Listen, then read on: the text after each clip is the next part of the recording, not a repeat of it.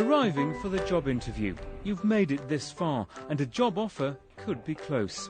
The first thing to get right today is punctuality. Good morning. You never should be late for an interview. 15 minutes early, non-negotiable. You should be in the building, ready to go. Hi. Hello. How are you guys? I'm Lauren. Our job seekers have come to this staffing agency in Los Angeles in search of some advice.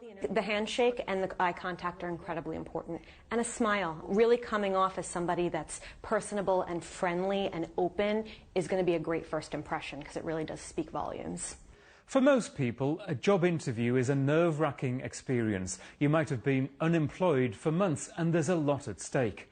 So how do you prepare? At this agency, they make a point of coaching job seekers to make sure they're ready for that all-important face-to-face interrogation. Ralph has an eye for good design, but does he know what he wants from a new job? Do you see yourself being in an agency, or do you see yourself working in an in-house environment? Where do you kind of see yourself in 5 years? I'm completely open to that option. Okay. Yeah. Ralph gives the impression that he's unsure about his ambitions. One of the most common questions that you're going to get, tell me about yourself. Tell me about what your goals are. Tell me about your background. Have those answers ready to go in a succinct manner and make sure that you're tailoring it to the position that you're interviewing for.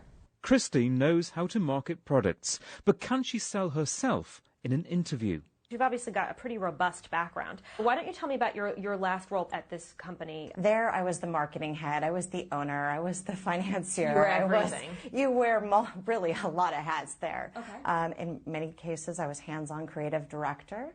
Christine has years of experience, but does the interviewer need to know all those details? I think, for example, someone like Christine, who is a jack of all trades and had a lot to offer, really does need to focus herself. When you have a breadth of experience doing a lot of different things, that can come off a little unruly to a prospective employer, and really being able to take all of that experience and show how it's going to be of value to the person you're interviewing with is what you need to do. Go into the interview with a clear goal. Be able to articulate your career ambitions. Christine and Ralph know they have work to do, and they still have questions. How do you break the ice with potential employer? And that's something I think a lot of people struggle with. The most important piece of advice that I can give any potential candidate is really knowing your audience and reading the person that you're interviewing with.